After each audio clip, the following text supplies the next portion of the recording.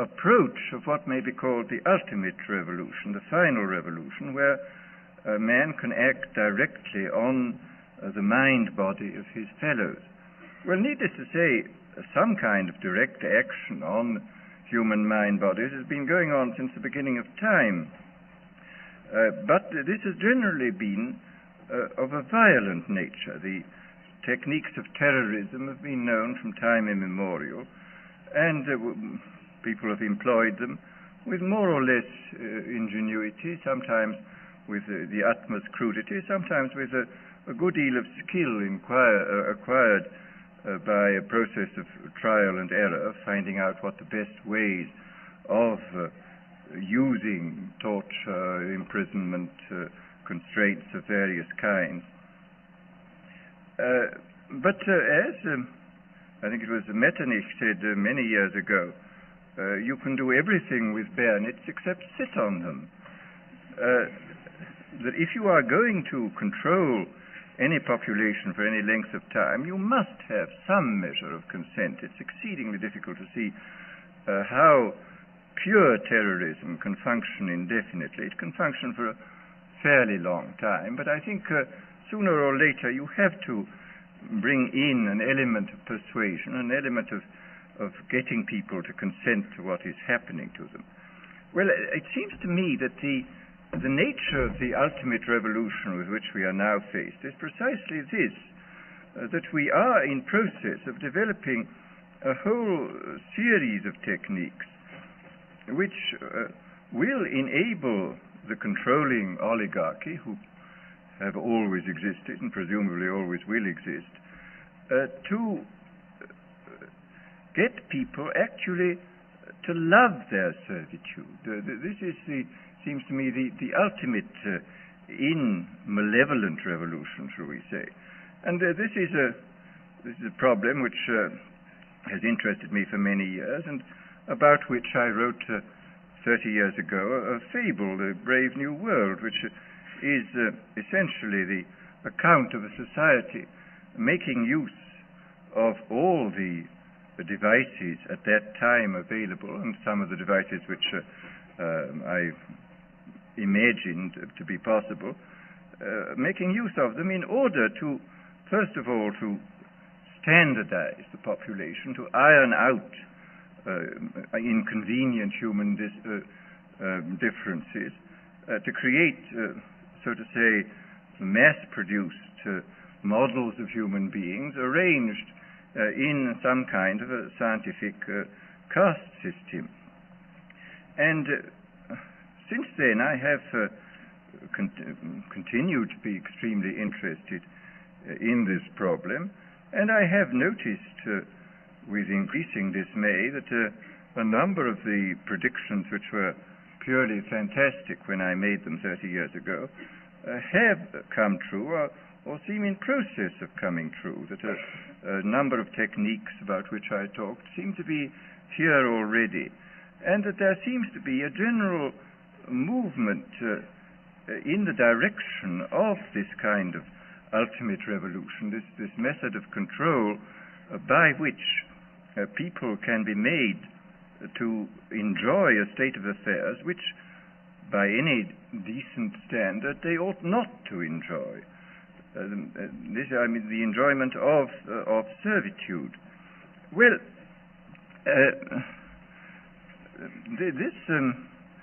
this process, as I say, has gone on for over the years, and I become more and more interested in what is happening. And here I would like briefly to compare the parable of Brave New World with another parable which was put forth more recently in George Orwell's book, 1984. Orwell wrote his book between 45 and 48, at the time when the Stalinist terror regime was still in full swing, and just after the collapse of the Hitlerian terror regime. And his book, which I admire greatly, it's a book of very great talent and extraordinary ingenuity, shows, is so to say a projection into the future of the immediate past, of what for him was the immediate past and the immediate present. It was a projection into the future of a society where control was exercised wholly by terrorism and violent attacks upon the mind-body of individuals. Whereas my own book, which was written in 1932, when there was only a mild dictatorship in the form of Mussolini in existence, was not overshadowed by the idea of terrorism, and I was therefore free in a way which Orwell was not free, to think about these other methods of control, these non-violent methods. And I'm inclined to think that the scientific dictatorships of the future, and I think there are going to be scientific dictatorships in many parts of the world, will be probably a good deal nearer to the Brave New World pattern than to the 1984 pattern. They will be a good deal nearer, not because of any humanitarian qualms in the scientific dictators, but simply because the Brave New World pattern is probably a good deal more efficient than the other. That if you can get people to consent to the state of affairs in which they are living, the state of servitude, the state of having their differences ironed out and being made amenable to mass production methods on the social level, if you can do this, then you are likely to have a much more stable, a much more lasting society, a much more easily controllable society than you would if you were relying wholly on clubs and firing squads and concentration camps. So that my own feeling is that the 1984 picture was tinged, of course, by the immediate past and the present in which Orwell was living, but that the past and present of those years does not represent, I feel, the likely trend of what is going to happen. Needless to say, we shall never get rid of terrorism. This will always find its way to the surface. But I think that insofar as dictators become more and more scientific, more and more concerned with a technically perfectly running society, they will be more and more interested in the kind of techniques which I imagined and described from existing realities in Brave New World. So that it seems to me then that this ultimate revolution is really not very far away, that a number of the techniques for bringing about this kind of control are here, and it remains to be seen when and where and by whom they will first be applied in any large scale. And first, let me talk about a little bit about the improvement even in the techniques of terrorism. I think there have been improvements. Pavlov, after all, made some extremely profound observations, both on animals and on human beings. And he found, among other things, that conditioning techniques applied to animals or humans in a state either of psychological or physical stress sank in, so to say, very deeply into the mind-body of the creature, and were extremely difficult to get rid of, that they seem to be embedded more deeply than other forms of conditioning. And this, of course, this fact, I think, was discovered empirically in the past. People did make use of many of these techniques.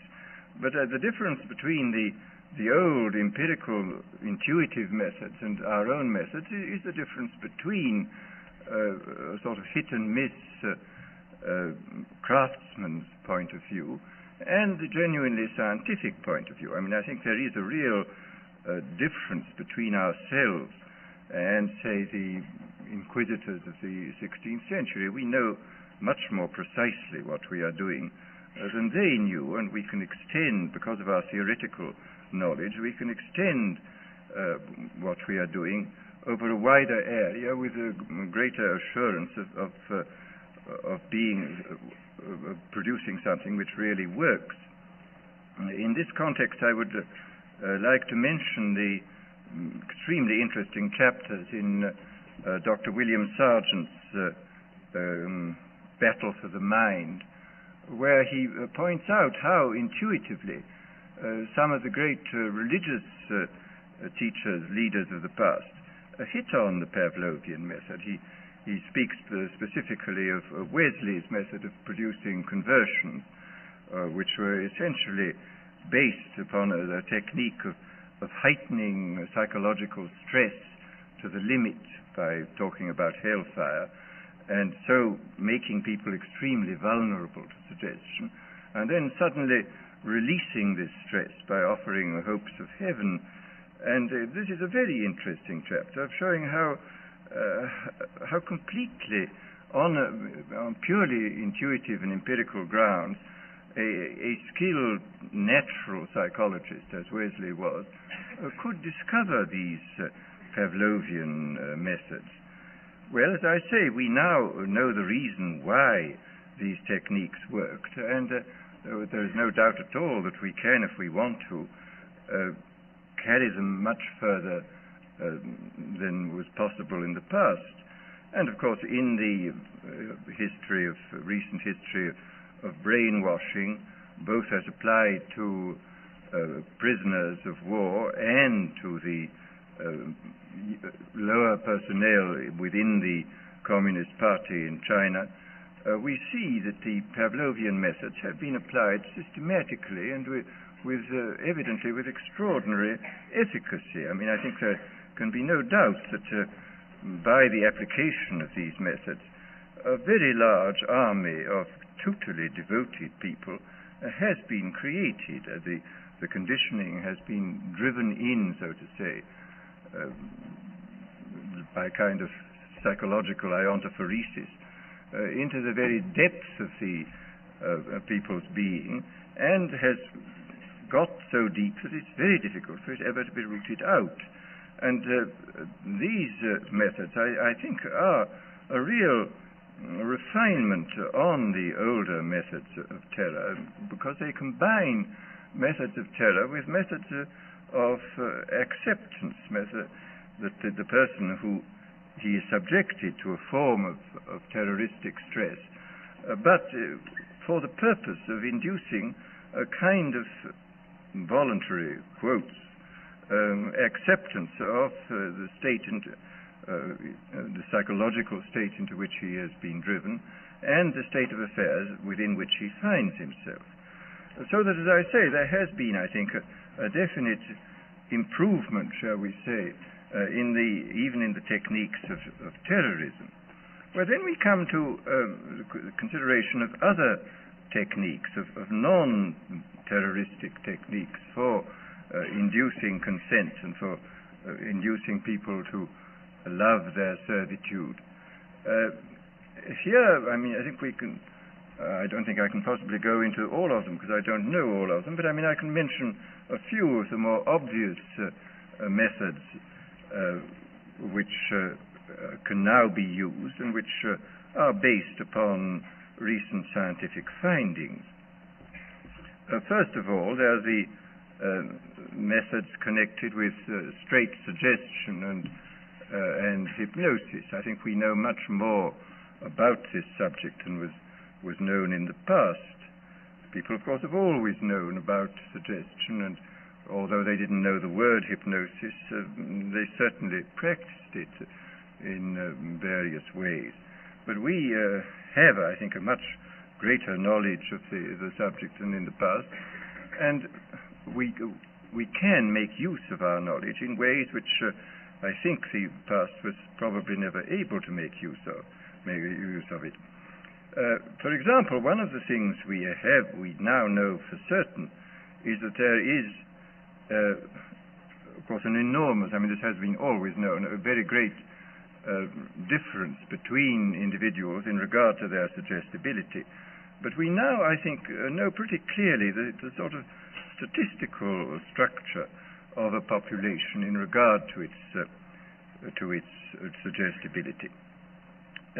It's very interesting when you look at the findings in different fields. I mean, in the field of hypnosis, in the field of administering placebos, for example, in the field of general suggestion in states of drowsiness or of light sleep, you will find the same sorts of orders of magnitude continually cropping up. You will find, for example, that the experienced hypnotists will tell one that the number of people, the percentage of people who can be hypnotized with the utmost facility, just like that, is about 20%. That about a corresponding number at the other end of the scale are very, very difficult or almost impossible to hypnotize, and that in between there lies a large mass of people who can, with more or less difficulty, be hypnotized, that they can gradually be, if you work hard enough at it, be got into the hypnotic state. And in the same way, the same sort of figures crop up again, for example, in relation to the administration of placebos. A big experiment was carried out 3 or 4 years ago in the General Hospital in Boston on post-operative cases where several hundred men and women suffering comparable kinds of pain after serious operations were given injections whenever they asked for them, whenever the pain got bad, and the injections 50% of the time were of morphia and 50% of the time were of distilled water. And about 20% of those who went through the experiment, about 20% of them got just as much relief from the distilled water as from the morphia. About 20% got no relief from the distilled water, and in between were those who got some relief or got relief occasionally. So here again we see the same sort of distribution. And similarly with regard to what in Brave New World I call hypnopedia, which is the sleep teaching. I was talking not long ago to a man who manufactures records which people can listen to during the light part of sleep. I mean, these are records for getting rich, for sexual satisfaction, for confidence in salesmanship, and so on. And he said it's very interesting that these records are sold on a money-back basis, and he says that there is regularly between 15 and 20% of people who write indignantly saying the records don't work at all, and he sends the money back at once. There are, on the other hand, there are over 20% who write enthusiastically, saying they're now much richer, their sexual life is much better, etc., etc. And these, of course, are the dream clients, and they buy more of these records. And then in between are those who complain they're not getting much results, and they have to have letters written to them saying, well, go persist, my dear, go on, and you will get there. And they generally do get results in the long run. Well, as I say, this on the basis of this, I think we see quite clearly that the human populations can be categorized according to their suggestibility fairly clearly. I suspect very strongly that this 20% is the same in all these cases. And I suspect also that it would not be at all difficult to recognize in very early childhood who were those who were extremely suggestible, who were those who were extremely unsuggestible, and who were those who occupied the intermediate space. Quite clearly, if everybody were extremely unsuggestible, organized society would be quite impossible. And if everybody were extremely suggestible, then dictatorship would be absolutely inevitable. I mean, it's very fortunate we have people who are moderately suggestible in the majority, and who therefore preserve us from dictatorship, but do permit organized society to be formed. But once given the fact that there are these 20% of highly suggestible people, it becomes quite clear that this is a matter of enormous political importance. For example, any demagogue who is able to get hold of a large number of these 20% of suggestible people and to organize them is really in a position to overthrow any government in any country. And I mean, I think this, after all, we've had the most incredible example in recent years of what can be done by efficient methods of suggestion and persuasion in the form of Hitler. Anybody who's read, for example, Bullock's Life of Hitler comes forth from this with a sort of horrified admiration for this infernal genius who really understood human weaknesses, I think, almost better than anybody, and who exploited them with all the resources then available. I mean, he knew everything. I mean, for example, he knew intuitively this Pavlovian truth that conditioning installed in a state of stress or fatigue it goes much deeper than conditioning installed at other times. This was why all his big speeches were organized at night. He speaks of this quite frankly, of course, in Mein Kampf. He says this was done solely because people are tired at night and therefore are much less capable of resisting persuasion than they would be during the day. And we see in all his techniques, he was using, he had discovered intuitively and by trial and error a great many of the weaknesses which we now know about in a sort of scientific way, I think much more clearly than he did. But the fact remains that this differential suggestibility, this susceptibility to hypnosis, I do think is something which has to be considered very carefully in relation to any kind of thought about democratic government. I mean, if there are 20% of the people who can really be suggested into believing almost anything, as evidently they can be, then we have to take extremely careful steps to prevent the rise of demagogues who will drive them on into extreme positions and then organize them into very, very dangerous armies, private armies, which may overthrow the government. Well, this, as I say, is in this field of pure persuasion. I think we do know much more than we did in the past, and obviously we now have mechanisms for multiplying the demagogue's voice and image in a quite hallucinatory way. I mean, the television and the radio, Hitler was making enormous use of the radio. He could speak to millions of people simultaneously.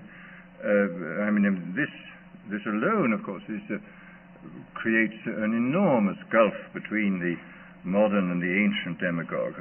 The ancient demagogue could only appeal to as many people as his voice could reach by the yelling at his utmost, but the modern demagogue can touch literally millions at a time, and of course with the multiplication of his image he can produce this kind of hallucinatory effect, which is of enormous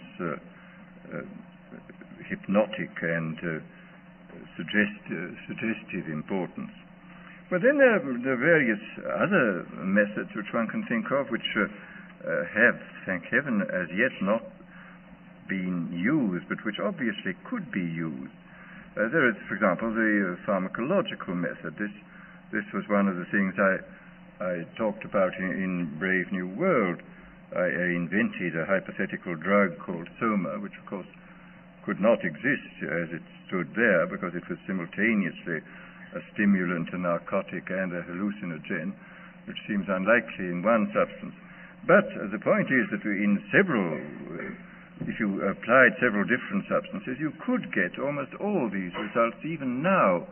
And the really interesting thing about the new chemical substances, new mind-changing drugs is this, that whereas if you look back into history, it's clear that man has always had a hankering after mind-changing chemicals. He has always desired to take holidays from himself. But and this is the most extraordinary fact of all, is that every naturally occurring stimulant, narcotic, sedative, or hallucinogen was discovered before the dawn of history. I don't think there is one single one of these naturally occurring ones which modern science has discovered. Modern science, of course, has discovered better ways of extracting the active principles from these drugs, and, of course, has discovered numerous ways of synthesizing new substances of extreme power. But the actual discovery of these naturally occurring things was made by underneath the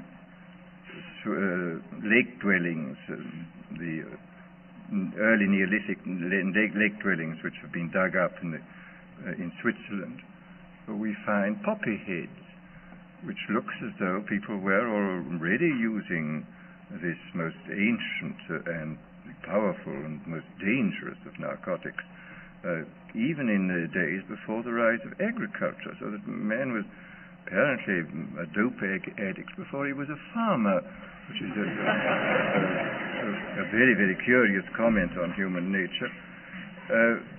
But the difference, as I say, between the ancient mind changers, the traditional mind changers, and these new substances is that they were extremely harmful, and the new ones are not.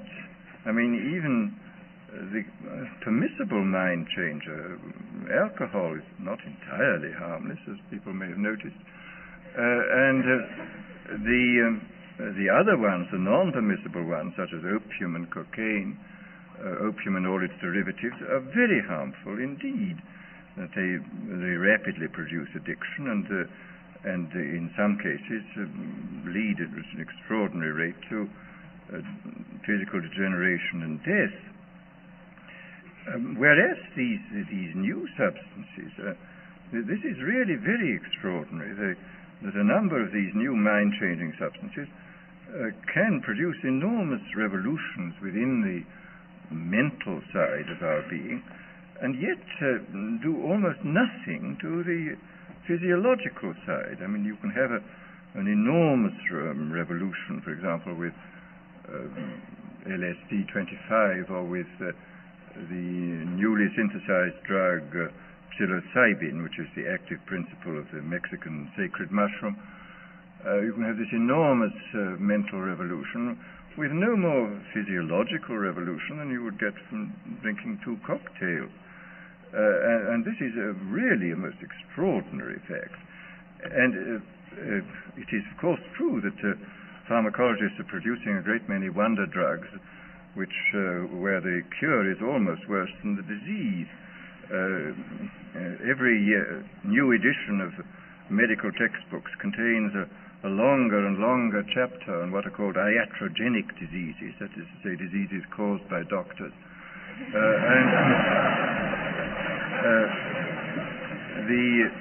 And this is quite true, that many of the wonder drugs are extremely dangerous. I mean, they can produce extraordinary effects, and in critical conditions they should certainly be used, but they should be used with the utmost caution. But there is evidently a whole class of drugs affecting the central nervous system, which can produce enormous changes in sedation, in euphoria, in energizing the whole mental process, without doing any perceptible harm to the body. And in this sense, this represents, it seems to me, the most extraordinary revolution, that it's in the hands of a dictator. These substances of one kind or another could be used in the most with complete, first of all, with complete harmlessness, and the result would be that I mean, you can imagine a euphoric which would make people thoroughly happy even in the most abominable circumstances. I mean, these things are possible. I mean, this is the extraordinary thing. I mean, after all, this has even been true with the crude oil drugs. I mean, as Houseman years ago remarked apropos of Milton's Paradise Lost, he says, and beer does more than Milton can to justify God's ways to man. And beer is, of course, an extremely crude drug compared with these ones, and you can certainly say that some of the psychic energizers and the new hallucinants can do incomparably more than Milton and all the theologians combined could possibly do to make the terrifying mystery of our existence seem more tolerable than it does. So that here, I think, one has an enormous area in which the ultimate revolution could function very well indeed, an area in which a great deal of control could be used by, not through terror, but through making life seem much more enjoyable than it normally does. Enjoyable to the point where, as I've said before, human beings come to love a state of things which by any reasonable and decent human standard they ought not to love. And this, I think, is perfectly possible. Well then, very briefly, let me speak about one of the more recent developments in the sphere of neurology, the implantation of electrodes in the brain. This, of course, has been done on a large scale in animals, and in a few cases it's been done in cases of the hopelessly insane. And it is, anybody who's watched the behavior of rats with electrodes planted in different centers must come away from this experience with the most extraordinary doubts about what on earth is in store for us if ever this is got hold of by a dictator. If I saw not long ago some rats in Magoon's laboratory at UCLA. There were two sets of them, one with electrodes planted in a pleasure center. And these rats were, the technique was that they had a bar which they pressed and which turned on a very small current for a short space of time, which we had a wire connected with their electrode, and which stimulated this pleasure center, which was evidently absolutely ecstatic, but these rats were pressing the bar 18,000 times a day. Apparently, if you kept them from pressing the bar for a day, they would press the bar 36,000 times on the following day and would fall till they fell down in complete exhaustion. And they would neither eat nor be interested in the opposite sex and would just go on pressing this bar.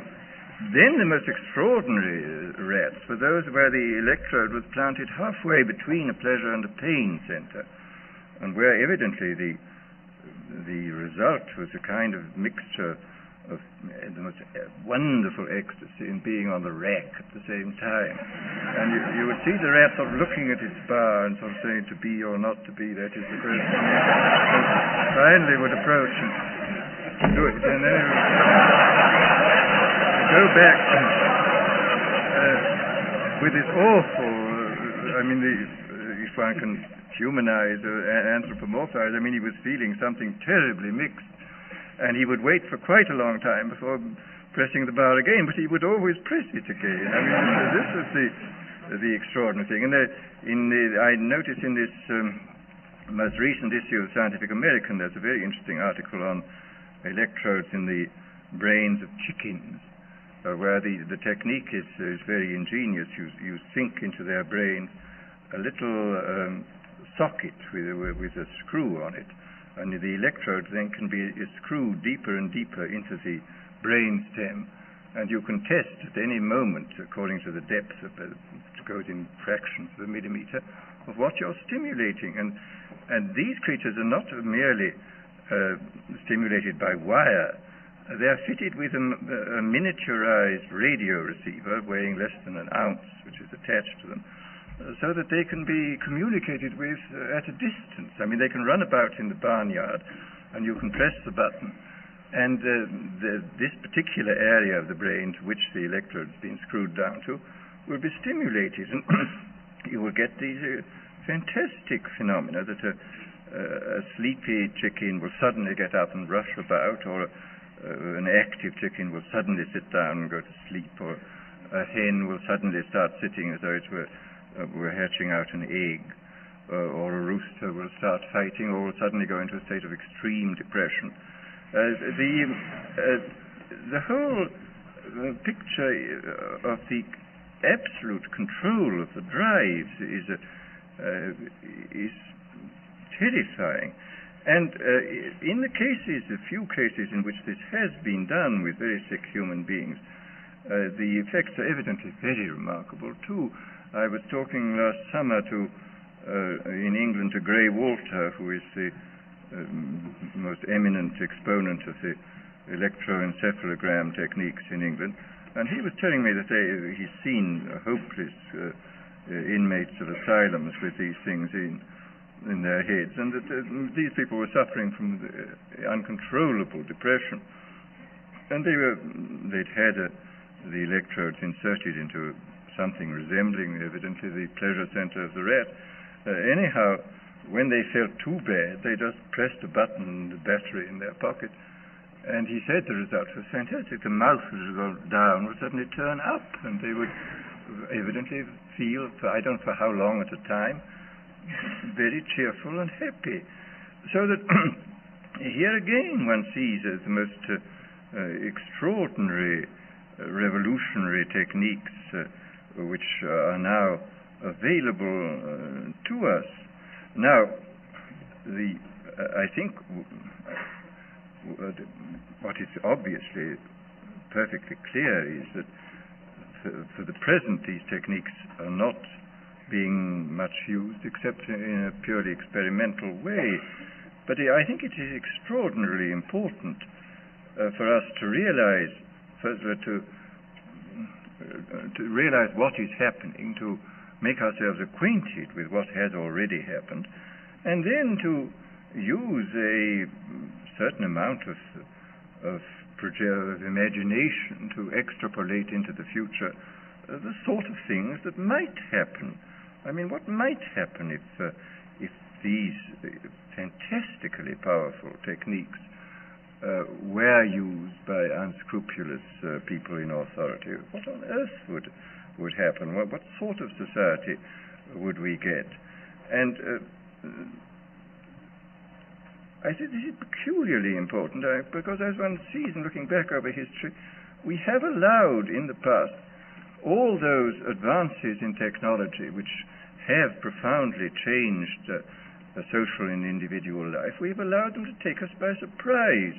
I mean, it seems to me that during the late 18th century and early 19th century, when the new machines were making possible the factory system, it was not beyond the wit of man to see to look at what was happening and to project into the future, and maybe to forestall the really dreadful consequences which plagued England and most of Western Europe and most of this country for about 50 or 60 years, the horrible abuses of the factory system. I mean, if a certain amount of forethought had been devoted to the problem at that time, if people had first of all found out what was happening and then used their imagination to see what might happen, and then had gone on to work out means by which the worst applications of the new techniques should not take place, then I think Western humanity might have been spared about 3 generations of utter misery which was imposed upon the poor at that time. And similarly with various technological advances now, I mean, it's quite clear we have to start thinking very, very hard about the problems of automation. And again, I think we have to think still more profoundly about the problems which may arise in relation to these new techniques, which may contribute to this ultimate revolution. Our business is to, first of all, as I say, to be aware of what is happening, then to use our imaginations to see what might happen, how this might be abused, and then, if possible, to see that the enormous powers which we now possess, thanks to these scientific and technological advances, shall be used for the benefit of human beings and not for their ultimate degradation. Thank you.